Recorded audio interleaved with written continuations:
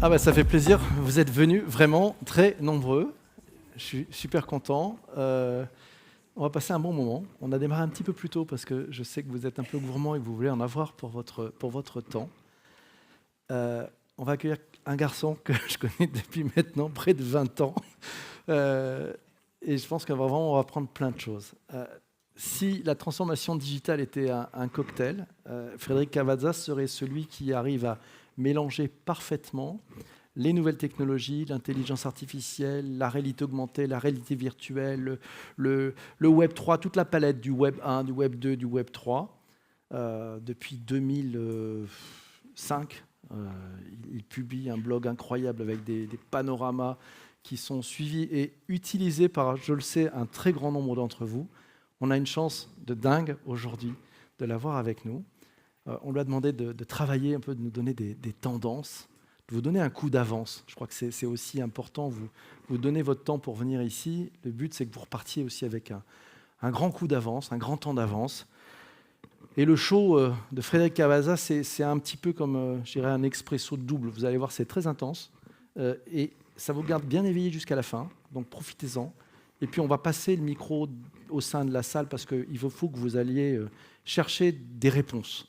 Donc vous allez pouvoir interroger Fred. Je vous demande de lui faire un triomphe. Frédéric Cavazza.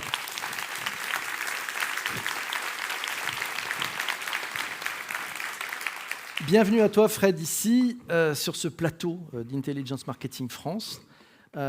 Tu nous as préparé, on t'a demandé de nous aider et de préparer 5 grands tableaux pour qu'on puisse y voir très clair dans les grandes tendances marketing, sur l'évolution aussi des usages du numérique en 2024 et puis pour les années qui arrivent, qui suivent.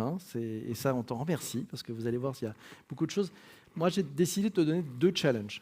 Le premier, c'est chaque tableau, ils sont très riches, c'est de les présenter en moins de 3 minutes pour chaque tableau. Et puis, deuxième challenge, parce qu'on pense que c'est important et on a partagé ça, et t'étais OK, c'était plutôt de parler de tendances, d'usage, de pratiques, plutôt que de parler d'IA. C'est plutôt tendance, usage, pratique, pour nous amener sur le thème de l'intelligence marketing, qui est le thème de cette belle journée. Donc, tu as ces 2 challenges. The floor is yours.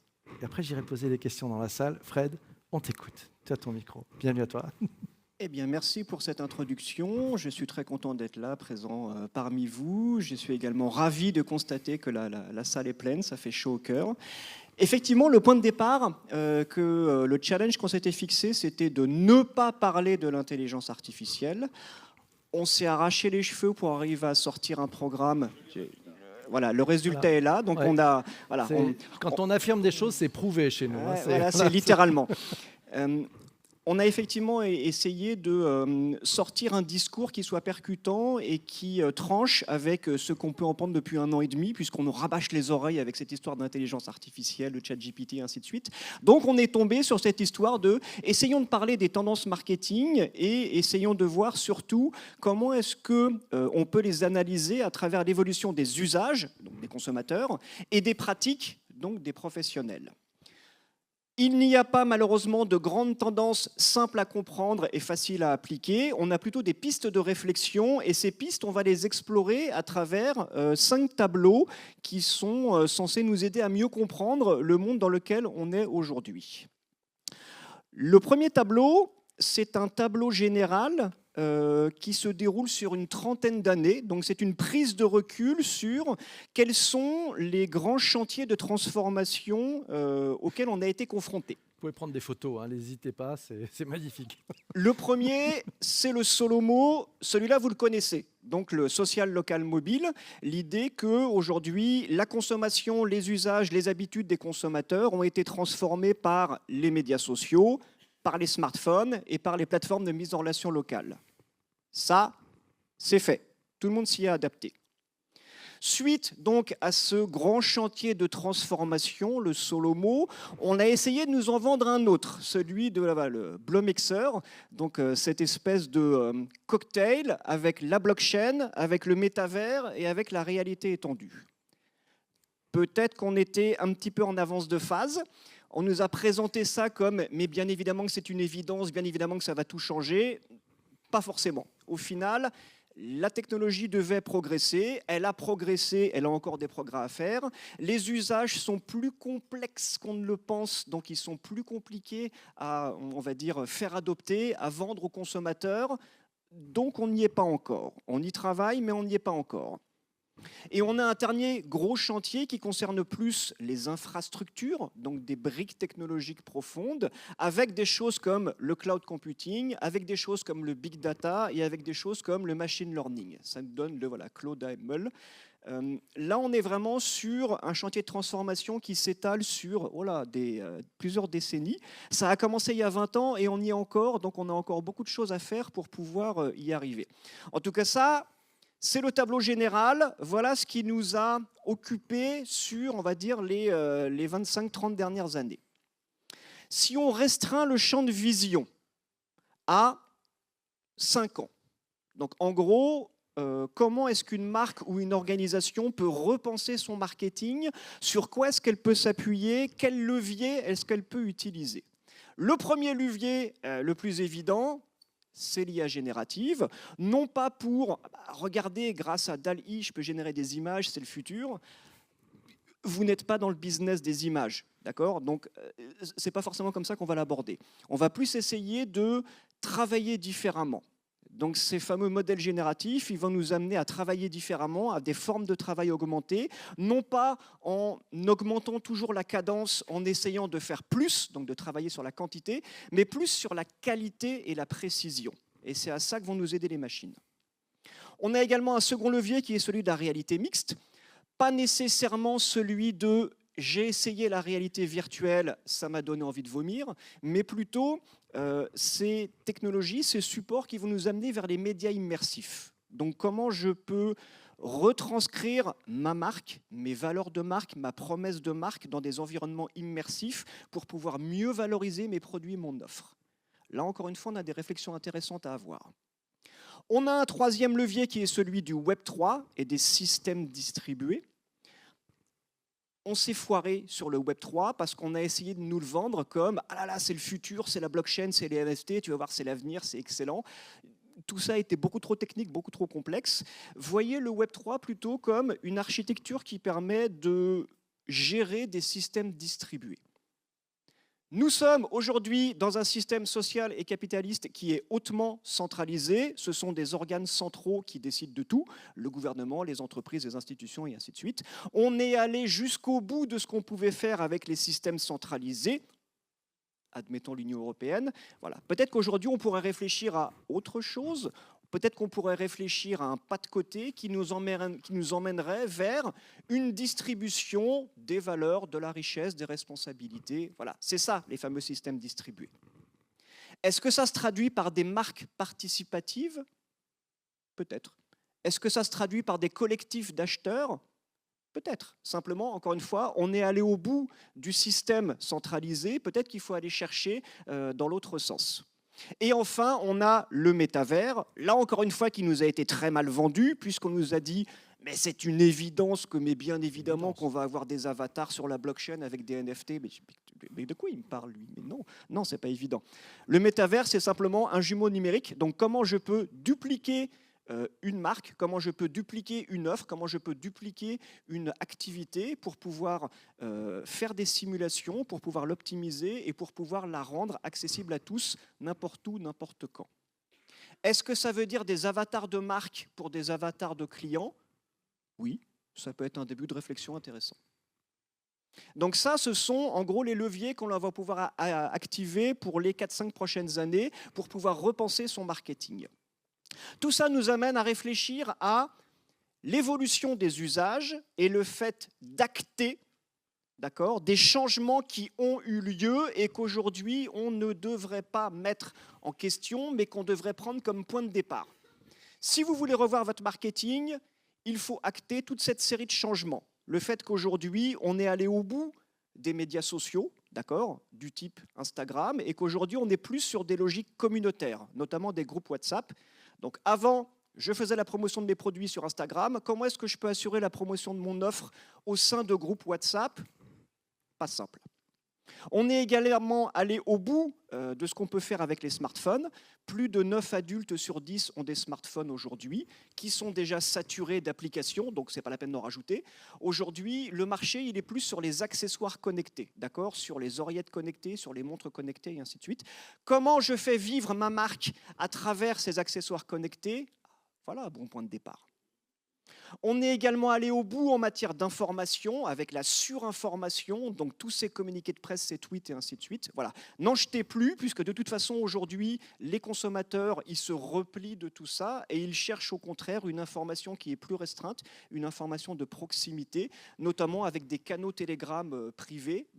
Comment je fais pour exister au sein de ces canaux privés? Voilà une question qui est bonne.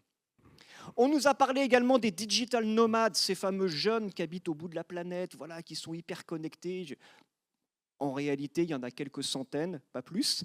Qu'est-ce qu'on fait des autres, d'accord? Tous ces vieux, j'appelle ça le digital naufrage, tous ces vieux de plus de 40 ans qui se débrouillent avec Internet. Ce n'est pas la question. Ils arrivent à acheter en ligne, ils arrivent à payer leurs impôts, à faire tout ce qu'ils ont à faire, mais pas beaucoup plus.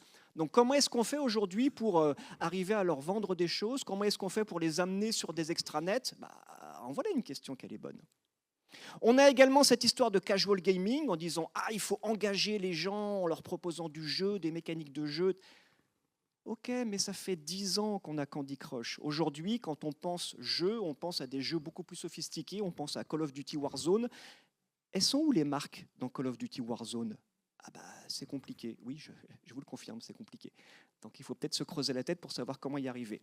Et on a enfin cette histoire de moteur de recherche. Ça fait 20 ans qu'on a toujours les mêmes moteurs de recherche. Je mets des mots-clés dans une barre, ça me ressort une liste de résultats sous forme de liens. On est en train d'explorer la possibilité d'avoir des assistants numériques qui vont nous apporter des réponses plutôt que des listes de résultats. Comment faire pour que ma marque ressorte dans les réponses qui sont générées par les assistants numériques? Encore une fois, voilà une bonne question. Donc tout ça, ce sont des points de départ qui devraient vous servir à repenser votre marketing du point de vue du consommateur et de ses usages. On a enfin l'évolution des pratiques. Encore une fois, là, l'idée, c'est de vous dire il faut qu'on acte cette évolution. D'accord ? Les bannières, ça fait 20 ans qu'on en fait, on a des adblocks et ainsi de suite. Va falloir arrêter les bannières, les gars. D'accord ? Il va falloir passer à autre chose. Ça va être quoi? Ça va être des contenus de marque? Oui, bien sûr. Nous, on est une marque média. Allez, hop là, on va créer des contenus. Je ne sais pas. Est-ce que vous avez le savoir-faire éditorial pour ça? On va engager une agence, mais l'agence, ça coûte cher. Peut-être qu'il va falloir réfléchir alors. De même, on a notre club client. Alors, il existe. On a un petit peu de mal à recruter parce que ici, il ne se passe pas grand-chose. Comment est-ce qu'on peut faire? On va lancer des services de marque. Il faut que je sois présent dans le quotidien des consommateurs grâce à des services à valeur ajoutée. Oui. Tout le monde est d'accord avec ça, il n'y a pas de problème. Simplement, quelle est votre légitimité pour proposer ces services? Faut réfléchir. Ça tombe bien. On a aussi cette histoire de marketplace. Aujourd'hui, il faut être présent sur les marketplaces pour vendre des choses. Sur Amazon, sur Rakuten, sur Cdiscount. Peut-être, mais elles sont gourmandes, ces marketplaces. Elles ont des taux de commission qui aujourd'hui ne sont plus acceptables. Pas de problème, on va faire du direct to consumer. Mais oui, bien sûr, c'est pas si simple. Est-ce que vous avez la maturité nécessaire pour faire du direct to consumer, sachant que ça fait des décennies que vous vendez à travers un réseau de distributeurs? Moi, je ne suis pas persuadé. Peut-être que ça se travaille, peut-être que ça se réfléchit. Pareil pour la 2 dimensions. Donc, on est allé jusqu'au bout de ce qu'on pouvait faire dans la communication en 2 dimensions, que ce soit sur le papier, à la télévision, sur des affiches ou même sur un écran d'ordinateur. Il faut faire de la 3D, il faut aller sur les médias immersifs. Ok, soit. Vous savez exprimer votre marque en 3 dimensions? C'est pas si simple, c'est pas juste une dimension supplémentaire, c'est essayer de retranscrire encore une fois des valeurs, des codes de la marque en 3 dimensions, c'est pas simple. On a également cette histoire de grosse hacking. Il faut savoir être malin, il faut savoir jouer entre les lignes, faire du scrapping de données. Non, ne faites pas ça, vous allez vous prendre une amende. Depuis 2018, on a le RGPD, vous ne pouvez pas scraper, vous ne pouvez pas ruser, c'est terminé ça, c'était il y a 5 ans. D'accord, c'est terminé. Maintenant, il faut adopter d'autres méthodes de travail. On nous parle beaucoup de l'agile marketing. Il faut que les gens ils soient agiles et autonomes. Peut-être, mais ça fait des décennies que vous leur dites de suivre les règles, de suivre les process et de faire du forecast reporting tous les mois. Donc forcément, ils ne sont pas autonomes aujourd'hui. Peut-être qu'il faut leur réapprendre l'autonomie, il faut les remotiver. Donc encore une fois, c'est des choses qui se discutent, c'est des choses qui se travaillent. Et on a enfin le fameux UGC, voilà, les contenus générés par les utilisateurs. Ça fait 10 ans qu'on les sollicite pour qu'ils nous génèrent du contenu. Ils n'ont plus grand-chose à dire. Donc, comment est-ce qu'on va faire ? On va s'appuyer sur l'IA. On va créer des contenus synthétiques et tout va bien se passer. Non, tout ne va pas bien se passer. Tout ce que vous allez gagner, c'est vous faire déréférencer sur Google. C'est de générer des contenus qui ont l'air à peu près bien, mais qui un jour ou l'autre vous amèneront à faire des fautes. Donc, peut-être qu'il faut encore une fois y réfléchir et essayer de travailler tout ça.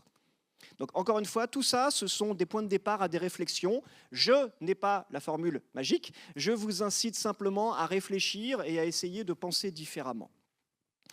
Tout ceci nous amène immanquablement vers le point d'arrivée, c'est comment est-ce qu'on peut se servir du principe de l'intelligence artificielle pour faire du marketing autrement, donc le fameux intelligence marketing. L'idée étant que l'IA, ce n'est pas une solution, c'est une brique technologique, voire c'est un concept. C'est l'idée de faire réfléchir une machine à notre place. Pourquoi est-ce qu'on lui demanderait ça ? Pour pouvoir faire mieux avec moins. L'idée, ce n'est pas de faire de la quantité, c'est de faire de la qualité, de la précision. À qui est-ce qu'on va fournir ça ? Pas nécessairement à ceux qui produisaient, d'accord ? Ce n'est pas nécessairement aux designers, aux copywriters, mais plutôt aux autres, d'accord ? Ceux qui ont la maîtrise de la marque, ceux qui, aujourd'hui, à qui on demande d'être un maximum autonome, polyvalent, on va leur offrir un niveau d'autonomie supérieur pour qu'ils puissent accomplir une partie du travail grâce à ces outils. Où est-ce qu'on va faire ça ? A priori, là où on le fait déjà. L'idée, ce n'est pas de dire on va amener des nouveaux outils dans l'entreprise. Je ne veux pas vous spoiler, mais ça n'arrivera pas, d'accord ? On ne va pas réussir à former les salariés aux techniques de prompting, ça n'arrivera pas. Dans aucun scénario, ça arrivera, d'accord ? Il faut se débrouiller avec les outils qu'on a, dans lesquels on va injecter un petit peu d'intelligence artificielle pour nous aider à faire mieux avec moins. Donc l'idée, c'est ça, c'est d'essayer de repenser les flux de travail, les flux d'informations pour travailler différemment. Mais avant ça, il faut se poser. Il faut se détendre par rapport à cette histoire de ChatGPT et il faut savoir où est-ce que l'on va et pourquoi. Donc pourquoi est-ce qu'on se remet en question ? Mais tout simplement parce qu'on est au XXIe siècle. Tout simplement parce que tout notre quotidien, les outils informatiques, les tactiques marketing, les modèles marketing, ils ont été conçus au XXe siècle. Ils ont été conçus dans un environnement de marché qui n'existe plus. Ils ont été conçus à une époque où il y avait de la croissance, où les consommateurs s'équipaient, où on avait de la ressource en abondance. Tout ça a disparu. Il n'y aura plus de croissance. Tout le monde est déjà équipé de tout ce qu'il a à avoir et les ressources vont commencer à manquer. Donc il va vraiment falloir mettre à jour notre logiciel, se projeter dans le 21e siècle avec une nouvelle offre, un nouveau marketing, un nouveau modèle d'entreprise, un nouveau modèle de société. Pourquoi pas en fait ? Il n'y a pas de limite à la réflexion puisque de toute façon tout est à revoir. Ça, c'est posé. Super. Une fois qu'on a posé voilà, tout ça, tout va bien. Merci. Allez, il n'y a plus qu'à. Merci Fred et merci pour le récapitulatif de tes 5 grands tableaux. Et bravo à tous ceux qui ont pris des photos, vous êtes formidables. Je vais prendre des questions dans la salle. J'ai vu Agathe qui avait levé la main tout à l'heure et Delphine aussi qui va poser une question.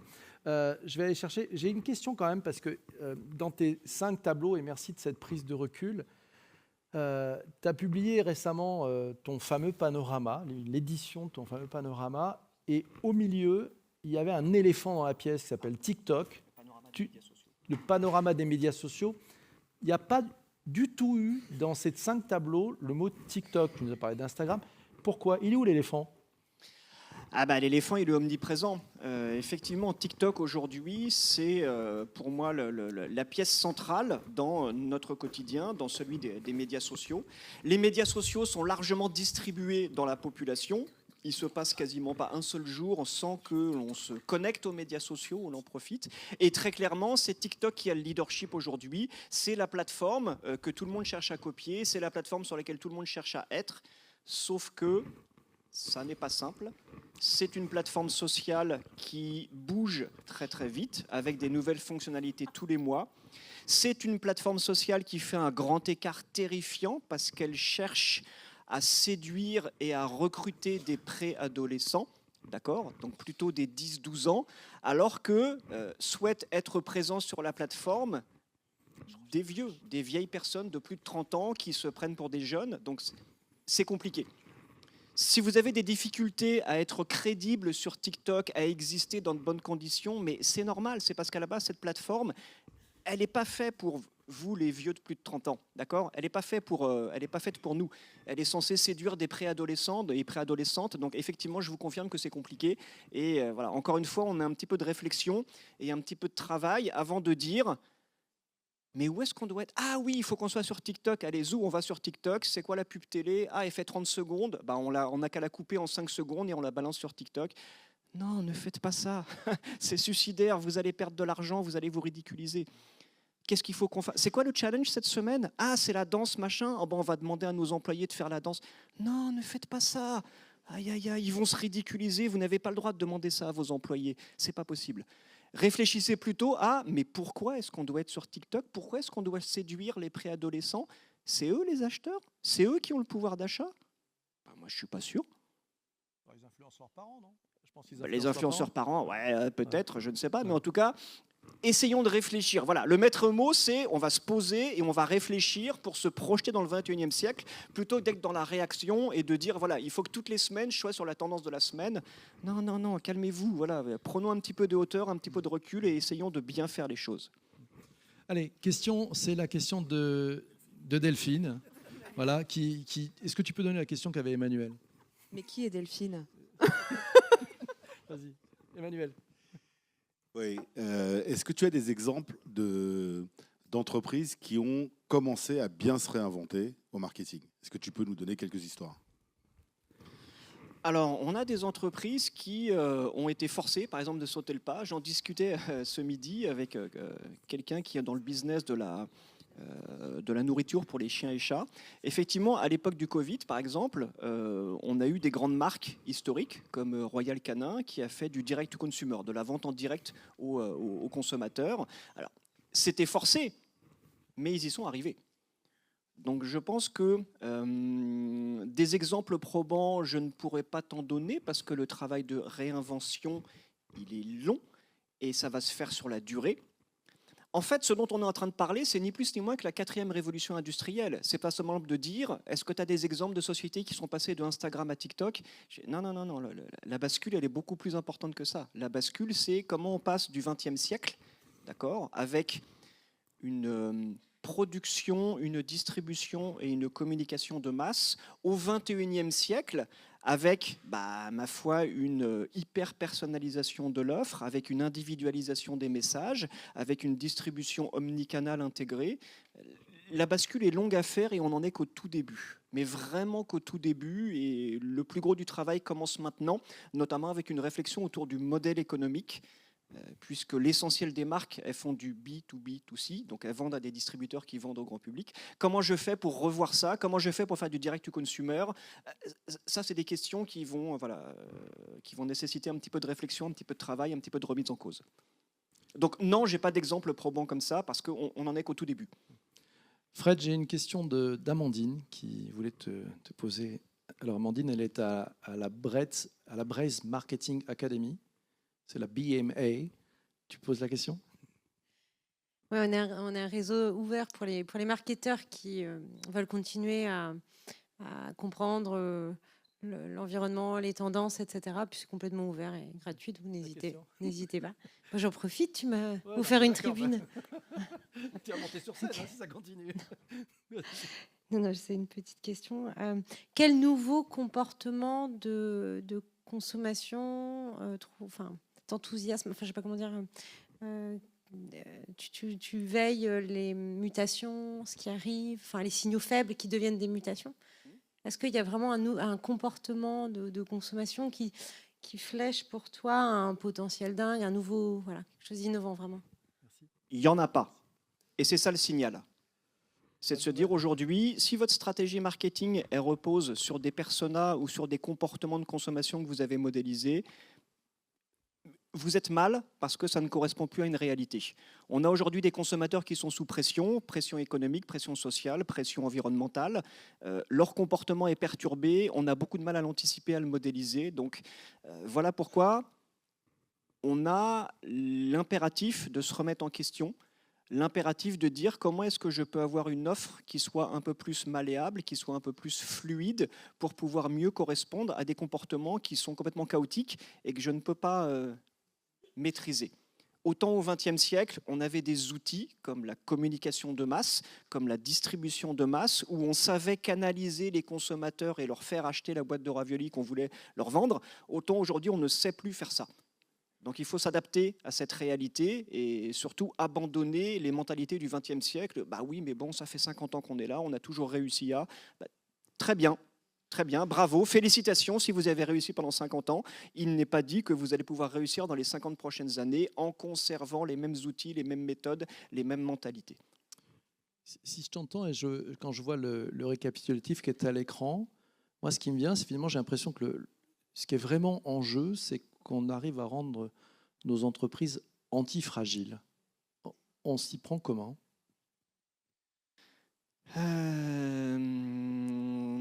Déjà, on essaye de se souvenir qu'on y est parvenu une fois. Donc, toutes les entreprises qui ont passé la crise du Covid, y sont parvenues. Donc, on a réussi à travailler différemment, on a réussi à absorber le choc. Alors, ça a été plus ou moins facile, ça a été plus ou moins violent, il a fallu faire des plus ou moins gros efforts. Comment est-ce qu'on fait pour capitaliser là-dessus et comment est-ce qu'on fait pour reproduire ça, pour avoir d'autres façons de travailler, pour avoir une offre qui s'adapte aux besoins des consommateurs qu'on a beaucoup de mal à modéliser, à anticiper. Voilà, c'est ça l'idée. C'est comment est-ce qu'on va pouvoir survivre dans un 21e siècle sous tension. Donc, autant le 20e siècle, c'était l'abondance, la croissance, autant le 21e siècle, c'est les tensions, c'est la défiance et c'est la raréfaction des ressources. Merci. J'ai une question de Patrice. Merci. Fred, justement, tu parles un petit peu du dark social. Aujourd'hui, comment une marque ou même les dirigeants aujourd'hui doivent travailler cette partie-là pour bien s'intégrer? Comment ça peut faire partie d'une stratégie globale de l'entreprise? C'est là où ça devient compliqué. C'est que justement, on ne peut pas écouter ce qui se passe dans cette fameuse partie cachée des médias sociaux, donc les groupes de messagerie privée, ce genre de choses. Je pense qu'on peut en avoir des échos qui fuitent à l'extérieur, donc il faut être à l'écoute des échos de ce qui se passe dans les groupes privés. Je pense qu'il faut également être en capacité à fournir aux participants de ces groupes privés de quoi leur donner des sujets de conversation ou des sujets d'interaction.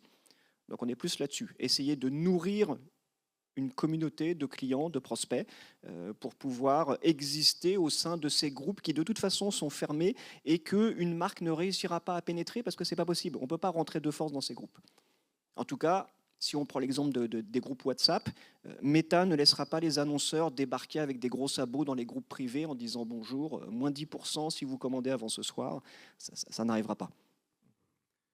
Dans ton observation des différentes technologies, est-ce que tu en vois une qui est, comment dirais-je, un peu sous-estimée ? C'est compliqué de répondre à cette question. Aujourd'hui, toutes les attentions sont braquées sur peut-être cette histoire d'IA générative et de ChatGPT, un petit peu trop peut-être.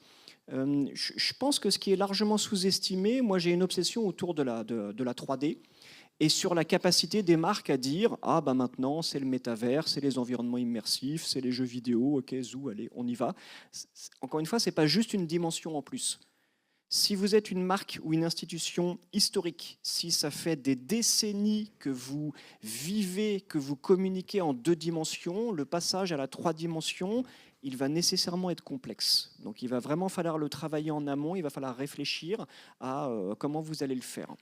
Ça, c'est quelque chose qu'on a déjà eu il y a une 20aine d'années avec Second Life, où on avait des marques qui ouvraient des showrooms dans Second Life en disant bah, tiens, on va ouvrir un showroom. À quoi va ressembler mon showroom? Je sais pas. Et qui va accueillir les avatars au sein de ce showroom? Est-ce que c'est un homme, une femme? Est-ce que c'est un oiseau? Est-ce que c'est un tigre? Je sais pas. Donc, effectivement, on a toute une courbe d'expérience à avoir sur la 3 dimensions, et ça, je pense que c'est quelque chose.